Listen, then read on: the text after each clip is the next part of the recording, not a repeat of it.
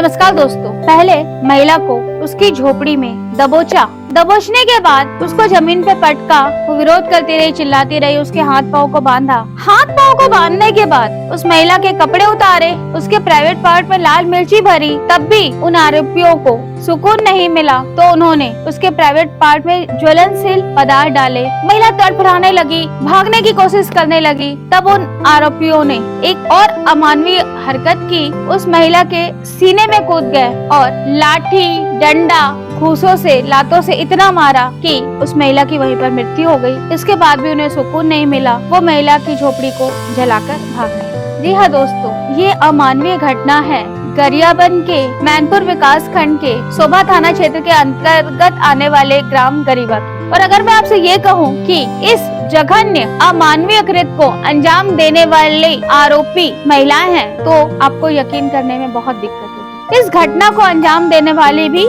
महिलाएं, 3 दोस्त जो बचपन से एक साथ बड़े हुए, जिनकी दोस्ती पूरे गांव में मशहूर थी, तीनों एक साथ जीने मरने की कस्में खाते थे। शादी के बाद भी उन लोगों के बीच में यही दोस्ताना बना रहा। पर कहते हैं ना कि ज्यादा मीठे से कीड़े पड़ने लगते हैं, यही बात इन तीनों के बीच में चरितार्थ हुई। और ये तीनों दोस्त सुमित्रा नेताम उम्र 36 वर्ष, आरोपी महिलाएं सुक्तिन बाई उम्र 36 वर्ष और इतवारिन बाई उम्र 46 वर्ष के बीच में दरार आ गई। और धीरे धीरे ये दरार इतनी बढ़ने लगी कि सुमित्रा बाई ने इतवारिन बाई और सुक्तिन बाई के खिलाफ लोगों को बोलना शुरू किया। ऐसा आरोप आरोपियों ने लगाया है। और आरोपियों का ये भी आरोप है, सुमित्रा देवी ने अपनी दोनों दोस्त सुक्तिन बाई और इतवारिन बाई के चरित्र पर कीचड़ उछाले और लोगों के सामने, पूरे गाँव के सामने उनको बदनाम करना शुरू किया। बात यहीं पर खत्म नहीं हुई। सुमित्रा ने न केवल गरीबा गांव बल्कि आसपास के गांव में भी जाकर इतवारिन बाई और सुक्तिन बाई के चरित्र पर लांछन लगाए और उनको बदनाम किया।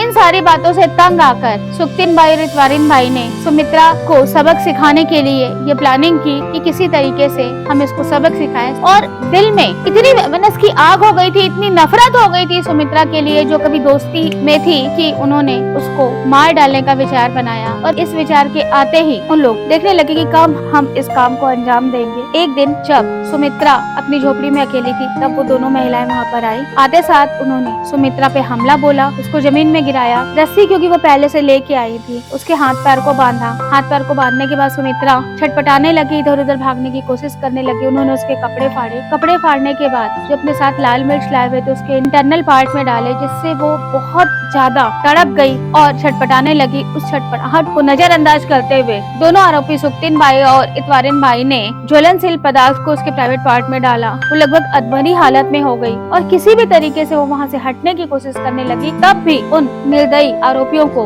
उस पर दया नहीं आई और वो दोनों उसके सीने पर चढ़ गयी। सीने पे चढ़ने के साथ ही लाठी से उसे मारा, घूसा से मारा और इतना मारा कि ऑन द स्पॉट उसकी डेथ हो गई। उसने दम तोड़ दिया। दम तोड़ने पे भी ये अमानवीय सिलसिला नहीं रुका दोस्तों।